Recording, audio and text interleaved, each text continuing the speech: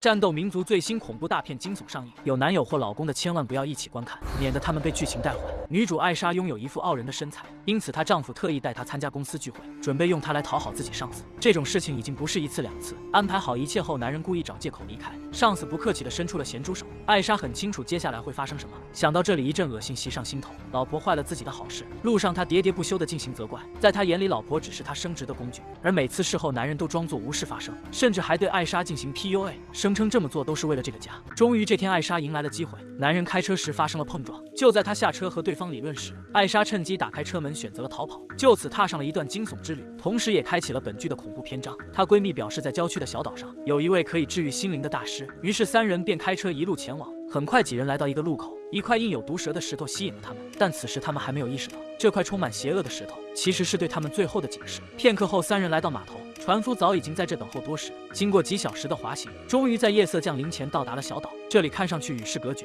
就连手机都没有一丝信号，而接待他们的人更是诡异。在这科技发达的时代，他们竟然还采用火把照明。他们被安排在一个古屋居住，由于白天舟车劳顿已经很疲惫，三人没有多想便睡了过去。而转天，艾莎就遇见了诡异的事，她独自来到湖边散心，身后却突然有什么东西在靠近，这种感觉莫名的清晰，但她回头看却什么也没有。好在她比较聪明，没有和其他女主一样好奇心泛滥，抬起屁股就向房间里跑去。此时屋里已经空无一人，她思考片刻后躲进了床底，终于等到太阳升起，她才小心翼翼地走出来查看。来到树林后，意外和闺蜜相遇，她们正跟着打扮奇怪的本地人，似乎是在参加某种神秘仪式。就这样，艾莎也糊里糊涂参与了进来。本来只想着打发下时间，可仪式变得越来越古怪，男人甚至要求她跳进火堆中。艾莎以为这是治愈心灵的方式，便没有多想跟着做了起来。可让她没想到的是，画面一转，自己竟被埋到了地下。她慌张地开始求救，可胡子哥却依然表示，这也是治愈心灵的一种方法。荒郊野岭被埋在地下，就算不被憋死，也会被野兽吃掉吧？可让艾莎没想到的是，路过的野兽竟完全忽视了她。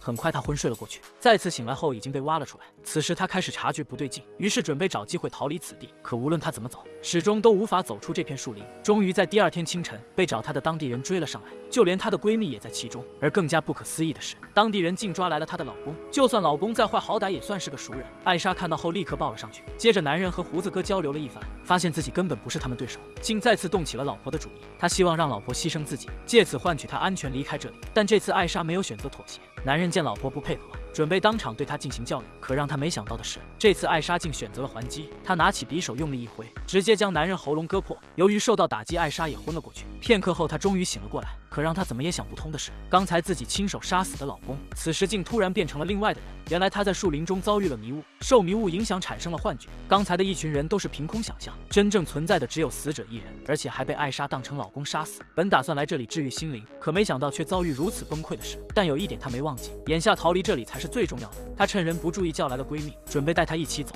可闺蜜却表示不愿离开。没办法，艾莎只好自己独行，再次跑进了诡异的树林中。而且这次的遭遇更加恐怖，她始终能感知到有什么东西在跟着她。片刻后，终于露出了真面目。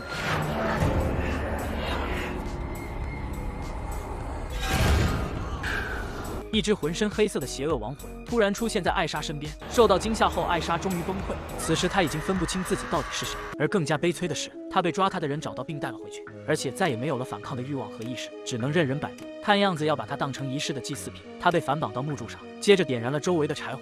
失去求生欲的她本打算一死了之，可眼前却再次出现黑色亡魂。受到惊吓，她恢复了意识，而就在这时，突然响起了枪声。这次可不是什么幻觉，她老公竟真的找到了这里，单枪匹马准备将她救走。在男人手枪的威胁下，众人也没敢进行阻拦。男人一路小跑，带着艾莎来到码头。此时在艾莎的眼里，就算老公之前有再多的过错，经过此事后也不值得一提了。两人很快坐上了小船。这时艾莎才知道，原来老公并不是来救自己的，而是他答应了上司，想尽办法也要把艾莎带回去，只有这样才能保住她的职位和工作。本以为自己终于获救，可这突如其来的消息让艾莎突然不想离开这里，反正回去也要遭罪，不如干脆死在这里。她趁老公不注意跑进了树林，男人则拿起枪一路追踪。很快他来到一个小木屋旁，眼见自己已经无路可逃，身边却再次出现亡魂。